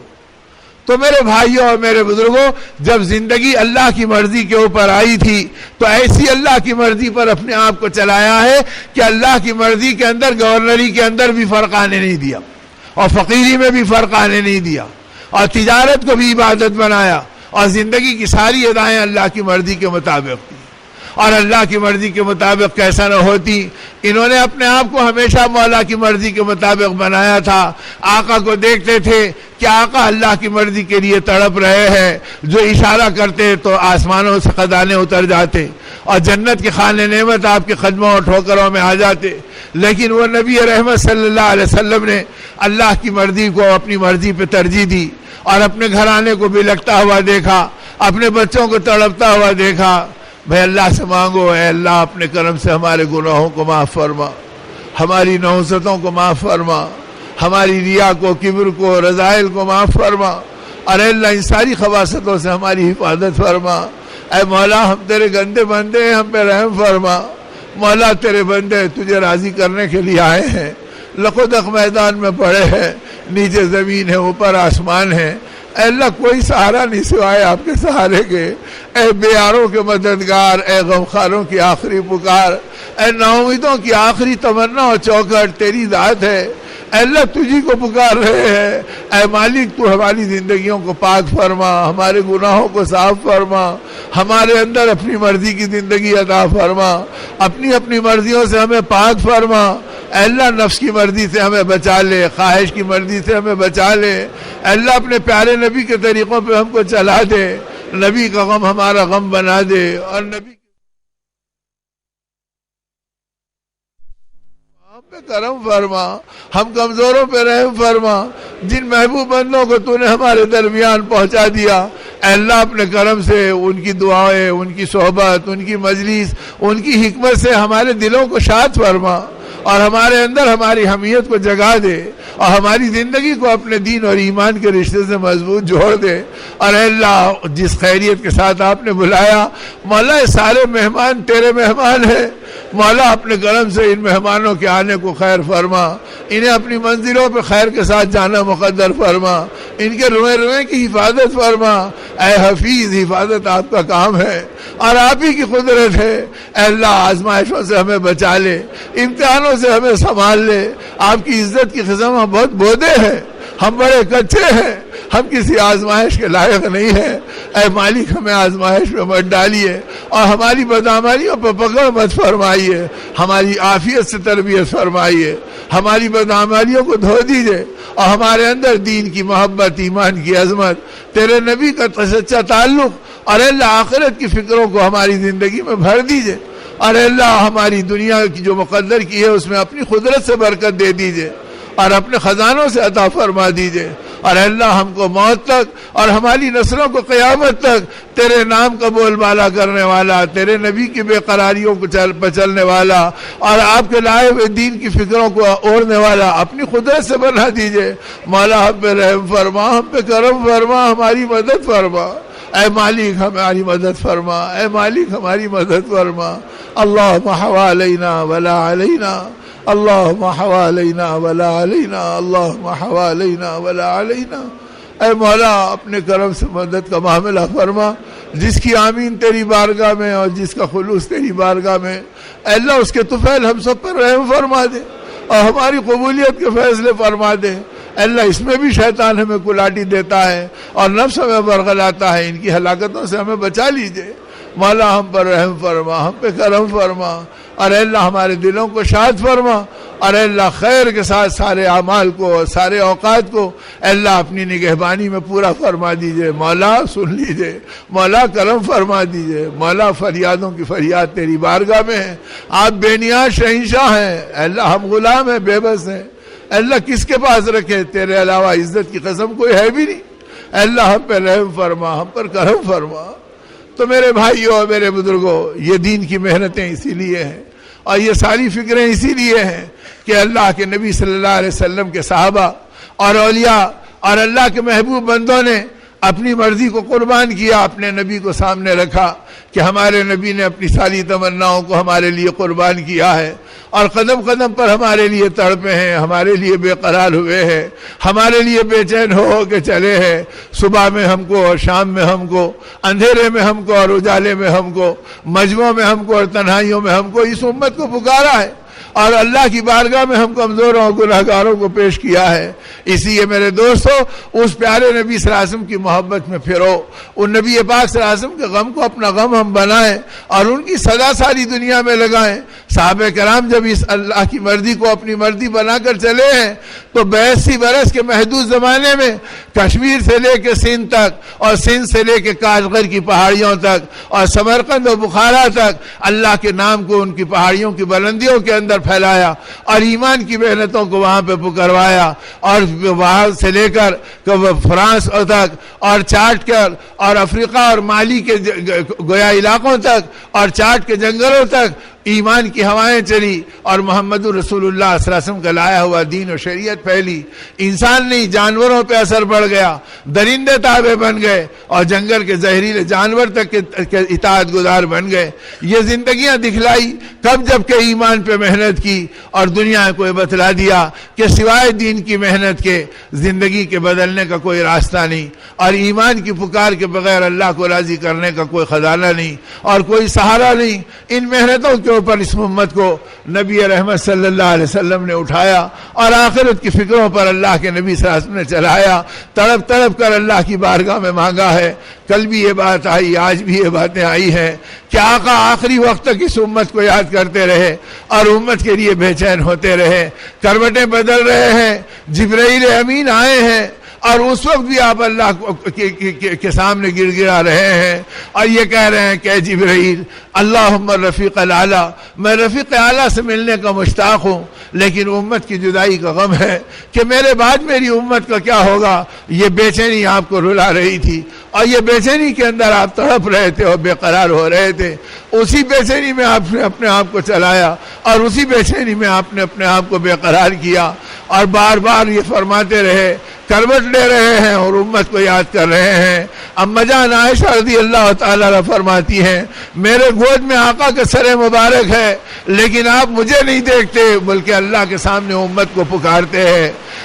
اذان ہوئی، اقامت ہوئی اور مسجد نبی میں نماز کی جماعت کھڑے ہونے لگی تو آواز سن کے فرمایا، عائشہ پردہ ہٹا دے تاکہ تیرا نبی ایک بار اپنی امت کو جی بھر کے دیکھ لے۔ فرمایا پردہ ہٹایا گیا، آپ ٹک ٹکی باندھ کے دیکھنے لگے اور امت کی طرف اپنی نگاہوں کو جما دیا۔ حضرت انس فرماتے ہیں، اس ذات کی قسم جس کے قبضے میں میری جان ہے، میرا جی چاہتا تھا کہ آقا اپنے خون کی بہاروں کو دیکھ رہے ہیں، میں اپنی رکعت توڑ دوں اور قدم چھوڑ دوں اور آقا کے قدموں سے لپٹ جاؤں، لیکن میں سسکتا رہا کہ امت میں فتنہ نہ پڑ جائے اور بیٹھا رہا۔ آقا نے دیکھا فرمایا عائشہ پردہ گرا دے۔ پردہ گرایا گیا، تھوڑی دیر میں آپ دنیا سے پردہ فرما گئے تو فرماتی ہیں کہ آخری نگاہیں امت پہ ڈالی ہے اور امت کو دیکھا ہے۔ میرے دوستو ہم وہ امتی ہیں، اللہ سے مانگو اے اللہ ہم گناہگار بندوں کی سن لے اور ہم خطاکاروں پہ رحم فرما دے۔ مولا ہم کہاں جائیں، تیرے دامن میں آئے ہیں، آپ کی رحمت کو پکار رہے ہیں، اور آپ ہی کی رحمت کے سائے میں اے اللہ قدم اٹھانے کے لیے جمع ہوئے ہیں۔ مولا آپ کی عزت کی قسم ہماری کوئی مرضی نہیں ہے، ہم تو تیری مرضی کے طلبگار ہیں اور تیری مرضی کے تابع ہیں۔ مالک اپنے کرم سے ہم کمزوروں کی مدد فرما، ہمارے گناہوں کو معاف فرما، ہماری زمینوں کو اے اللہ عافیت کے ساتھ خشک فرما، اور اپنے اے اللہ اس بارش کو عافیت کے ساتھ تھام لیجئے، اور اے اللہ سکون کے ساتھ اے اللہ ہم کمزوروں کی اوقات کے گزارنے میں اپنی رضا کو شامل فرما دیجئے، اور اے اللہ ان تیرے محبوب بندوں کے پڑوس میں بیٹھنا ہمیں نصیب فرما دیجئے۔ اے اللہ ہم پہ رحم فرما، ہم پہ کرم فرما، ہماری بہترین تربیت فرما، اے اللہ ہمارے ساتھ خیر کا معاملہ فرما۔ مولا ہم سب کو تیرے راستے میں نکلنا قبول فرما لے، اور اے اللہ جان و مال لگانا محبوب بنا دے، اور دین کی محنتوں میں موت تک چلتے رہنا ہماری زندگی کی غذا قرار دے، اور اے اللہ ہمارے نبی کو ہم سے راضی فرما، اور ہماری آخرت کو سنوار دے، اپنے غضب کو ٹھنڈا فرما دے، حالات عالم کو اپنی قدرت سے بدل دیجئے۔ ایک بار مولا دنیا کو دکھا دیجئے کہ آپ اپنے غضب کو ٹھنڈا کر کر اپنی چادر رحمت میں ہم گناہگاروں کو لپیٹ لیتے ہیں اور اپنے کرم ہم پہ ڈال دیتے ہیں۔ اے اللہ ہم آپ کے ہیں، آپ ہمارے ہیں، مولا ہم آپ کو راضی کرنا چاہتے ہیں، مولا ہمیں ایسی زندگی دے دے تو ہم سے راضی ہو جا، اور ہمیں آپ کو راضی کرنے والا اپنے کرم سے بنا لے۔ اے مولا ہم پہ رحم فرما، ہم پہ کرم فرما، آپ کی عزت کی قسم ہمارے کہنے سننے سے کچھ نہیں ہوتا۔ اے اللہ پر آپ دلوں کے بدلنے والے ہیں، دلوں کے شہنشاہ آپ ہیں، دو انگلیوں کے درمیان سارے انسانوں کے قلوب ہیں، یقلبوہا کیف یشاء فرمایا اللہ۔ آپ کے نبی صلی اللہ علیہ وسلم نے یہ فرمایا آپ جدھر چاہے دلوں کو پھیر سکتے ہیں۔ مولا ہمارے دلوں کو توبہ کی طرف پھیر لے، اب ندامت کی طرف پھیر لے، اے اللہ اپنی گناہوں کو پاک کرنے کی طرف پھیر لے۔ اے اللہ ہم اقراری مجرم ہیں، اے اللہ ہم سر سے لے کے پیر تک گناہوں کے تودے میں لٹے ہوئے ہیں، لطفت ہیں، مولا بھکاری ہیں، تجھ سے بھیک مانگتے ہیں، اے اللہ سائل ہیں، آپ سے سوال کرتے ہیں، اے اللہ عاجز ہیں، اپنی بے بسی اور کمزوری کو آپ کی بارگاہ میں پیش کرتے ہیں۔ مولا ہماری سن لیجئے، ہماری سن لیجئے، ہم پر رحم فرما دیجئے، ہم پر کرم فرما دیجئے۔ اے اللہ ہمیں عافیت کے ساتھ اپنے اوقات کو پورا کرنے والا بنا لیجئے۔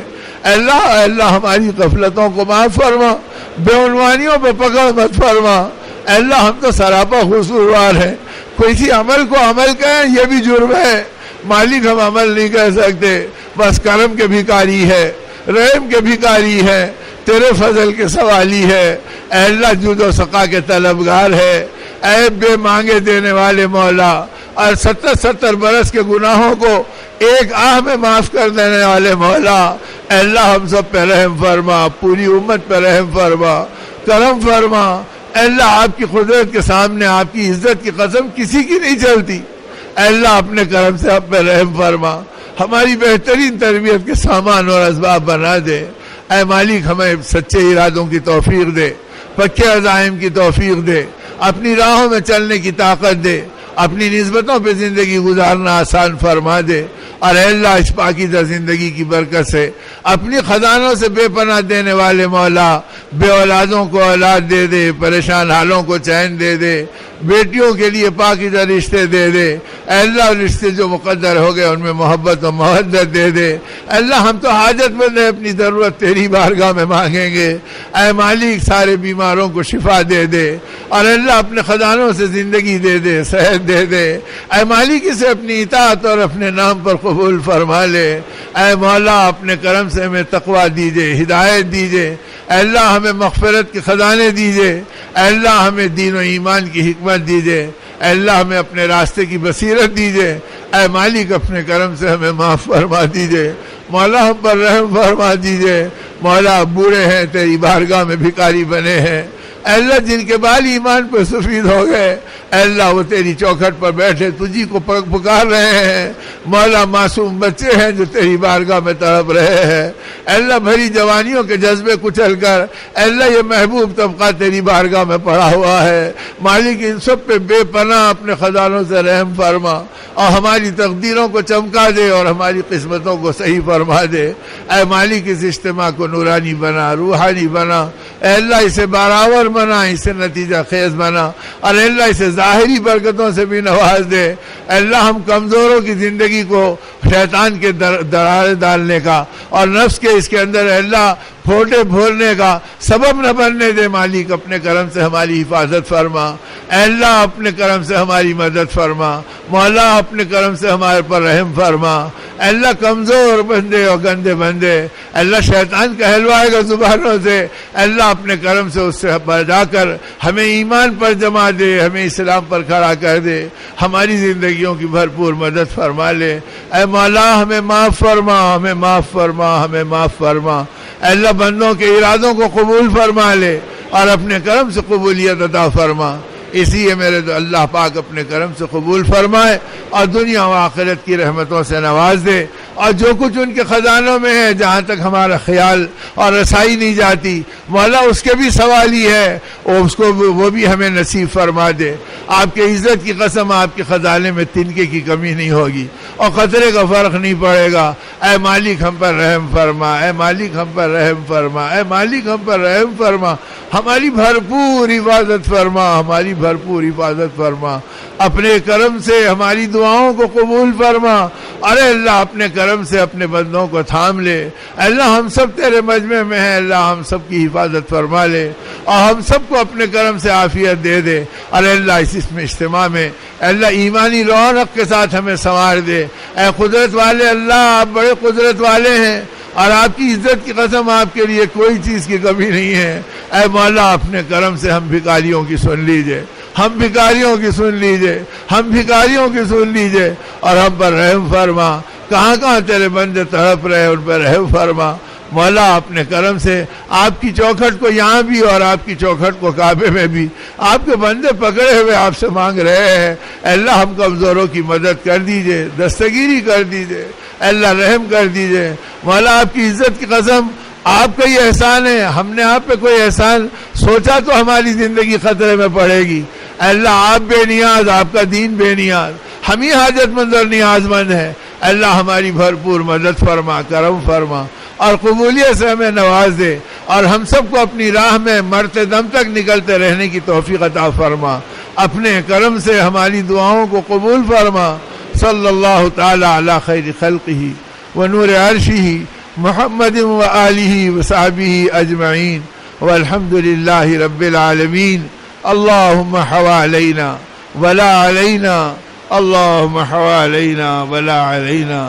اے اللہ اپنے کرم سے ہماری مدد فرما۔ اپنی اپنی جگہ بیٹھے رہو، ذکر فکر کرتے رہو اور دعائیں مانگتے رہو اور استغفار کثرت سے کرو۔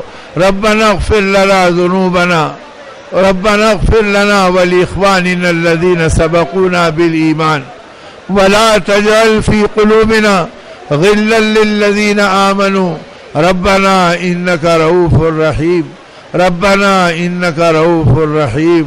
رب اللهم اغفر لنا وارحمنا وتب علينا انك انت التواب الرحيم، اللهم اغفر لنا وارحمنا وتب علينا انك انت التواب الرحيم، اللهم اغفر لنا وارحمنا وتب علينا انك انت التواب الرحيم، انك انت التواب الرحيم، انك انت التواب الرحيم۔ یا حی یا قیوم برحمتک نستغیث، یا حی یا قیوم برحمتک نستغیث، یا حی یا قیوم برحمتک نستغیث۔ اللهم اصلح لنا شأننا كله ولا تكلنا إلى أنفسنا طرفة عين ولا تنزع منا صالح ما آتيتنا، صالح ما آتيتنا۔ اللهم إن قلوبنا ونواصينا وجوارحنا بيدك لم تملكنا منها شيئا، فإذا فعلت ذلك بنا فكن أنت ولينا، فكن أنت ولينا، فكن أنت ولينا، واهدنا إلى سواء السبيل، واهدنا إلى سواء السبيل واهدنا إلى سواء السبيل يا حي يا قيوم يا منقذ الهلكى ويا منجي الغرقى ويا منعم يا مفضل أنت الذي سجد لك سواد الليل وضوء النهار وشعاع الشمس ونور القمر ودوي الماء وخفيق الشجر. اللهم أنت الله لا شريك لك اللهم أنت الله لا شريك لك يا واسع المغفرة يا باسط اليدين بالرحمة يا رازق الطفل الصغير ويا جابر العزم الكثير. ندعوك دعاء البائس الفقير كدعاء المضطر الضرير. نسألك يا الله يا رحمن يا الله يا رحمن يا حنان يا منان يا بديع السماوات والأرض يا ذا الجلال والإكرام يا حي يا قيوم برحمتك نستغيث. اللهم إنا نسألك العفو والعافية والمعافاة الدائمة في الدنيا والآخرة. توفنا مسلما والحقنا بالصالحين توفنا مسلما والحقنا بالصالحین. اے اللہ ہم پر رحم فرما ہم پر کرم فرما ہماری مدد فرما. اے اللہ اس بارش کو تھام لیجئے. اے اللہ اپنے ساتھیوں کے بسترے بھیگ رہے ہیں. اے اللہ بیچارے بھیگ بھیگ کے کھڑے ہو رہے ہیں. اے مالک ہماری مدد فرما. اے اللہ ابھی شام کے اور کل صبح کے تیرے راستے کی روانگی کے اے اللہ تیرے بندے منتظر ہیں. اے اللہ ہر مسئلے میں ہماری مدد فرما. اے اللہ ہر مسئلے میں ہم پر کرم فرما. اے اللہ ہمیں محروم مت فرما. اے اللہ دامن رحمت سے ہمیں وابستہ فرما. اے اللہ ہمیں مایوس ہونے سے بچا لے ہمیں محروم ہونے سے بچا لے ہمیں مجبور ہونے سے بچا لے. اپنے خزانوں سے ہماری ضرورتوں کو پوری فرما اور اپنی قدرت سے ہم کو تھام لے اور اپنے کرم کا اپنے فضل کا اپنی عنایت کا اور اپنے جود و سخا کا معاملہ اپنے کرم سے فرما دیجئے. اے اللہ اپنے کرم سے اے اللہ اپنی قدرت سے ہدایت کو عام فرما حق کو تام فرما. اے اللہ اپنی قدرت کو ظاہر فرما اپنے نبی رحمت صلی اللہ علیہ وسلم کی سنتوں کا چلن عام فرما. تقوی و طہارت کی زندگی عطا فرما. اے اللہ کبر سے حسد سے رذائل سے ناپاکیوں سے ہمیں محفوظ فرما اور اے اللہ ساری نجاستوں سے ہماری زندگی کو پاک فرما. اے مالک ہمیں تھام لے اے مالک ہمیں تھام لے اے مالک ہمیں تھام لے. اے اللہ ہر چھوٹی بڑی قصور کو اور ہر چھوٹی بڑی بے عنوانی کو معاف فرما دے. اے اللہ اپنی قدرت سے ہماری زندگیوں کی پاکی کا سامان فرما دے. اے اللہ ہمارے دلوں کو وہ ٹھنڈک دے جو آپ کی اے اللہ معرفت کا اور تعلق کا سبب بن جائے اور آپ کے نبی رحمت صلی اللہ علیہ وسلم کی محبت کی پائیداری کا سبب بن جائے. اے اللہ آخرت ہماری زندگی پہ منکشف فرما دے اور اے اللہ دنیا کی محبتوں سے ہمیں پاک فرما دے. اے دلوں کے بدلنے والے اللہ آپ جب چاہتے ہیں تو اے اللہ آپ ابابیلوں سے کام لیتے ہیں کنکریوں سے کام لیتے ہیں.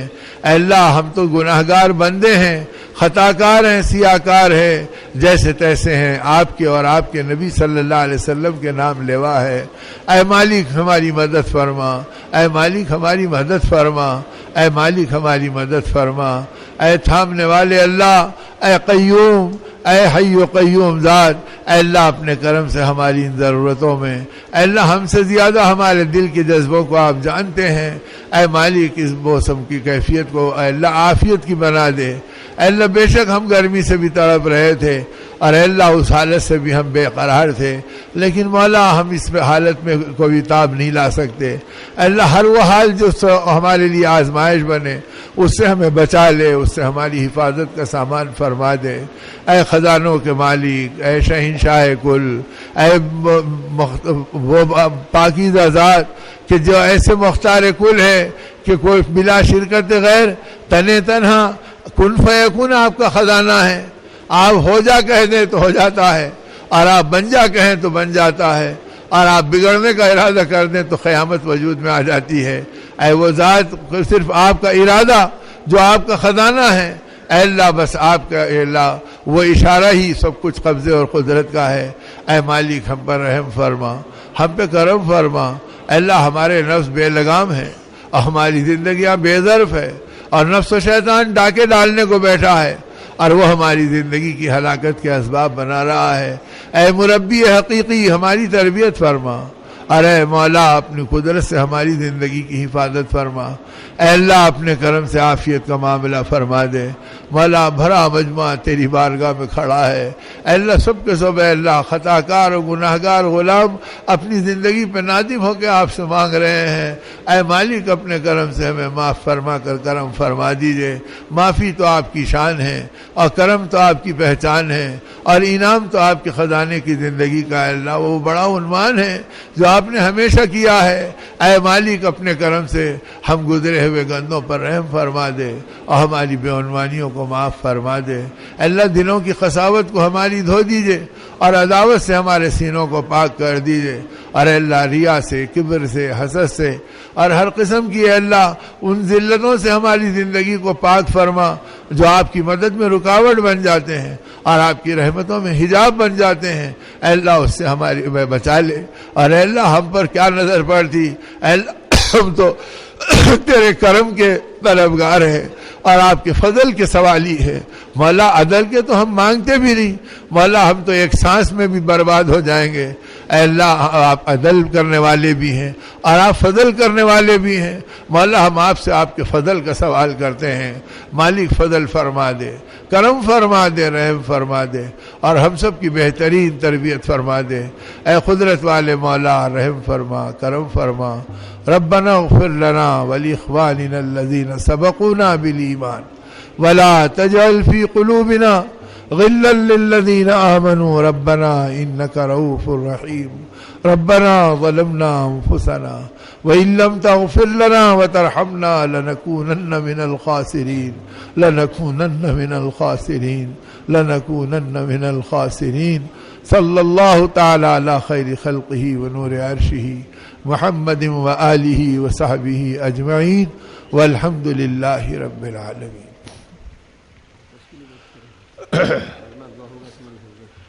بیٹے اب اسی حالت میں اللہ پہ بھروسہ کر کے کھڑے کھڑے اپنے نام بتاتے جاؤ تاکہ اللہ کی رحمت متوجہ ہو جائے کہ نکلیں گے 4 مہینے 40 دن، بتاؤ نام بتاؤ جلدی جلدی، اسی فضا میں تشکیل ہو جائے، اللہ کو پیار آ جائے اور اللہ کی رحمتیں جوش میں آ جائیں۔